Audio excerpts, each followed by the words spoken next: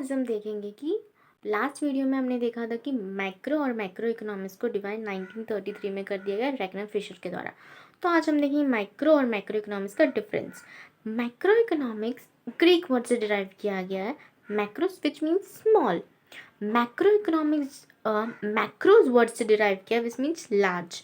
सो हम इसको ऐसे समझ सकते हैं जैसे कि एक मैक्रो इकोनॉमिक्स है ना, वो एक कंपनी का ओनर है, एक फर्म का ओनर है, और मैक्रो इकोनॉमिक्स को कोई कंट्री का फाइनेंस मिनिस्टर है। तो ये दोनों कैसे सोचेंगे, कैसे एनालाइज करेंगे, ये इजीली हम इस बात से समझ सकते हैं। ऐसे हम याद रखेंगे तो इजीली हम मैक्रोज और मैक्रो इकोनॉमिक्स का डिफरेंस इजीली हमें समझ आ जाएगा।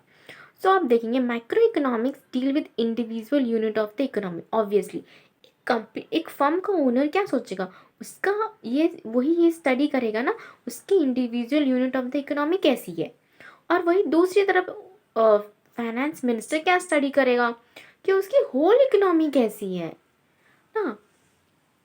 और मैक्रो इकोनॉमिक्स को हम theory of a also known as price theory, क्योंकि माइक्रो इकोनॉमिक्स की ना जो भी पूरी है ना वो प्राइस पे ही डिपेंड है, कि प्राइस थ्योरी भी कहती है क्योंकि वो पूरी उसकी प्राइस पे डिपेंड है ना।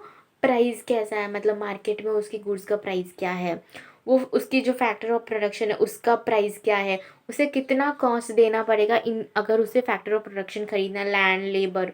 तो ये उस तरह की बातें करता है ना। तो अब दूसरी तरफ मैक्रो इकोनॉमिक्स वो इनकम एंड एम्प्लॉयमेंट थ्योरी भी कहते हैं, क्योंकि एक कंट्री में क्या है, इनकम और एम्प्लॉयमेंट होगा ना, तो एम्प्लॉयमेंट होगी तो भी तो इनकम होगा। तो इसीलिए ऑल्सो नोन है मैक्रो इकोनॉमिक्स को इनकम एंड एम्प्लॉयमेंट थ्योरी भी कहते हैं।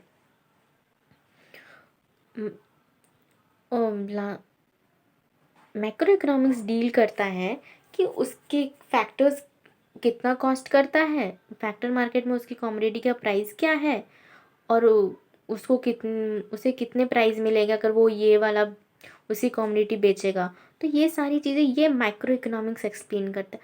पर दूसरी तरफ मैक्रो इकोनॉमिक्स क्या एक्सप्लेन करता है, वो बड़े लेवल पे सोचता है कि उसे कंट्री का लेवल चाहिए, क्योंकि वो एक फाइनेंस मिनिस्टर है। फाइनेंस मिनिस्टर क्या डील करेगा कि उसका नेशनल इनकम कितना है, total employment, saving, investment, price level और इकोनॉमिक डेवलपमेंट हुआ है कि नहीं। पर मैक्रो इकोनॉमिक्स क्या सोचेगा, मेरा डेवलपमेंट हुआ है या नहीं। सो अब माइक्रो इकोनॉमिक्स क्या एनालाइज करेगा, land, labour and supply of a labour की बात करेगा। पर मैक्रो इकोनॉमिक्स वहीं पे क्या बात करेगा, total employment of the economy की बात करेगा। और मैं माइक्रो इकोनॉमिक्स मोस्टली डील करेगा छोटे लेवल पे, फार्म डिसीजन, हाउस होल्ड, इस तरह के डिसीजन पे डील करेगा। लेकिन macro economics deal with aggregate decision, वो टोटल एग्रीगेट डिसीजन पे डील करेगा, ना कि एक छोटे से फर्म के बारे में। तो ऐसे हम याद कर सकते हैं, माइक्रो इकोनॉमिक्स एक छोटे से फार्म का ओनर है और मैक्रो इकोनॉमिक्स एक फाइनेंस मिनिस्टर। तो वो दोनों में जितनी सोच की डिफरेंस होगा ना, इसी टाइप का ये डिफरेंस है, इजीली इसे हम ऐसे समझ सकते हैं।